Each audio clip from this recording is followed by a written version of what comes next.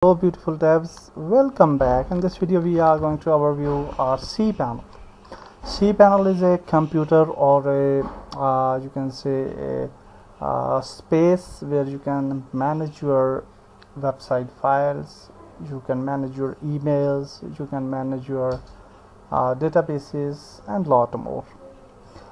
So here you can see that on the cPanel we have certain sections. First section is exclusive for Namecheap customers, where we have a Namecheap SSL, PHP version, and because sometimes we can actually change the PHP versions as well.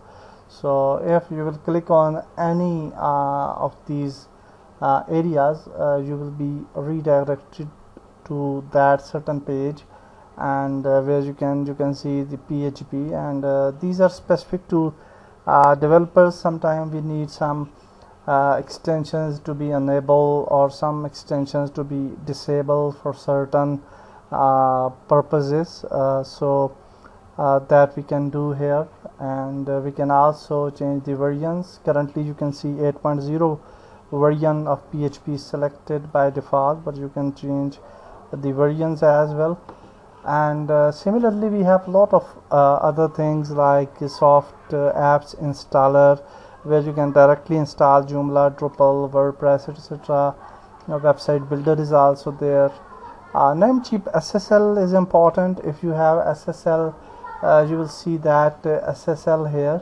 I think we don't have SSL, but I will try this because maybe we have some SSL from the hosting, but I don't think so. Yeah,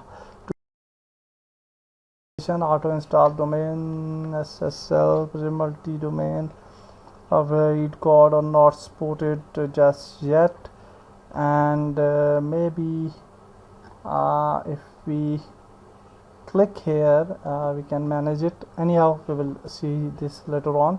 In this video we will just take a quick overview. On the right side you can see general information, where we have the current username. This is a user for the hosting account, and you will get an email specific for hosting details. You can, if you will want to access the hosting directly, you can log in with that specific details. And here you can see we have the primary domain, and SSL DSL status is there. We don't have the SSL enabled yet. Then we have the IP address, then we have the directory, okay, and this is the home directory, and then we have the theme. This is the theme for the cPanel, and then we have the server information. You can click here to see statistic. So important thing is here you can see the disk usage. We have only 20 GB of disk space for now. Definitely if we need more space we can increase this. And after that we have SQL disk usage, which is 0 byte currently, and then we have other bandwidth, etc. So now you can see bandwidth is showing unlimited, and 0 byte is used right now. We don't have any add-on domains and subdomains, and a lot of other things are there. I'm not going into too much depth. You can see the separate documentation for the Namecheap hosting. Anyhow, in this section we only have this SSL thing, which is very important, and PHP version thing, which is usually very important regarding development of WordPress or any CMS system. After that we have directly the WordPress, Joomla, and some CMS system install scripts. You can directly install them, but we will not do that. After that we have some categories, like we have, if we want to create a blog or put a CMS or forums, we have some pre-built scripts. After that we have the files folder, which is the most important section, and in this file folder, this is the main file manager. So this is the section where our website is indeed, okay. and here is this gist usage and other. But the most important thing is the file manager.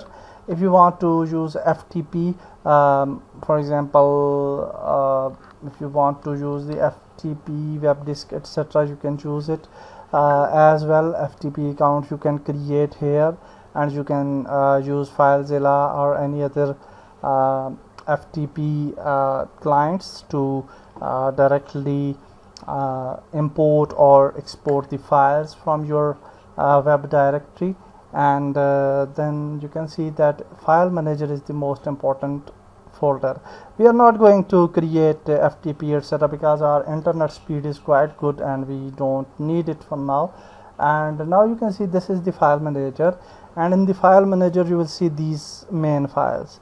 Here you can see this is the home directory, and Paspan, this is the main folder. Okay, so here you can see this public HTML, so the main folder which is for our website. If we double click on this, you can see nothing is there, only this CGI bin is there. Okay, so for example, if we place some file here, let's create a file and let's name it index.html, because our main file of the website should be index.html or index.php, and then we can edit it and we can program here the HTML thing. So for example, for this editor actually we don't need to type HTML and HTML, but I will do that. I'll just make it a little bit bigger so that we can see easily. So HTML, and under the HTML I want to add a H1 for example, and then inside the H1 we are saying testing website. Okay, so this text we have written, and now if we save it, okay, if we save it, and I will just make it small again to the 100, and after saving, now if you go to the main website paspantv.com, you will see that testing website is available here. That's correct. So it means that this is the folder which is actually available here, which is for the website. Okay, so when we will import our website, or if we export our website, this folder is very important. For now I will just delete this, we don't need it. We will just bring our main WordPress website later on in the next video, and we will learn complete process. Okay, anyhow, we have backup section as well where you can get the backup, but I will not recommend this thing. Directly you can zip the files or folders from here as well. After that we have email section where you can create your email accounts, etc. So for example, if we want to create an email account, info.paspantv, we can go to email accounts here. Okay, and we will just simply, you can see one email is already created, I think, which is the name of this okay, not created, because sometimes hosting provide the info email by default, but it is not giving us any email. So let's create an email. Okay, create, and we can enter the username, so info. Okay, so now we have a info@paspantv.com email address. Okay, and then we can just add a password, whatever you want. I will just type the password and save it. After create a password, we can just simply click on create, and now you will see that our email is created. Definitely you can at any time you can access this email via cPanel. You can just go here and you can click here to check email. If you want to connect your email with Outlook or any other external email providers, you can do so by going to manage. I will not go into that much detail, but here you can see that we have Roundcube, and we can just simply open our email like this. Sorry, I will have to type email here. Okay, no, email, calendar, contact. Okay, let's simply open. Okay, so here is our email account, and that's it. Our email is fully working. We have created a new email, so let's create email. Let's go here, and where is the creation of email section? Inbox, and for example I want to create the email. Where is the setting? I think my eyesight is quite problematic.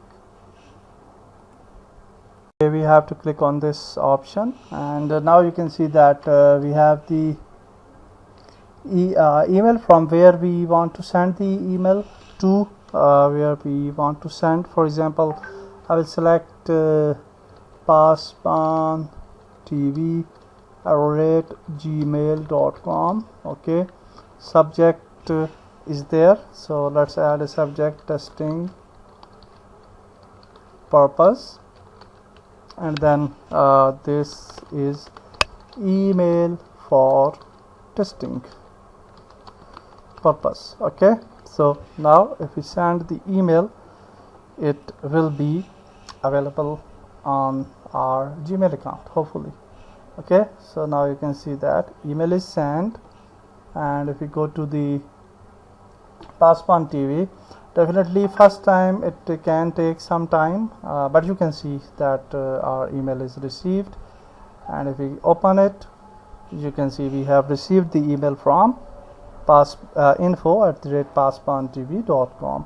so we have configured the email successfully. So the thing is that if in future, for example, if we want to access our email quickly and we don't want to go to the cPanel, you can simply type on the top webmail.passpantv.com, and then you will be directed to this webmail account and you can log in. Definitely you can configure it to Outlook as well, but for now we are not going to do that, and that's it. So now you can see that we don't have any file because we have deleted the file manager file. So we have successfully created the email account, and the other thing is that in cPanel, sorry, where is cPanel? File manager. Okay, and if you click here, we will redirect it back to cPanel. And other things, most important thing are the email files section, important. Email section is very important, and then databases section. This is the most important section as well. So whenever we create a WordPress website or any other PHP based dynamic website, we need to create a database. So when we want to create a database, we can go to MySQL databases and we can directly maintain that databases with user accounts. Definitely we will do this in next video, because we will migrate our website from local server to live server as well. So other sections are also important for specific usage, but in the important sections was only these 4 sections. The first one, the file manager section, and the email section, and the file manager, this databases section.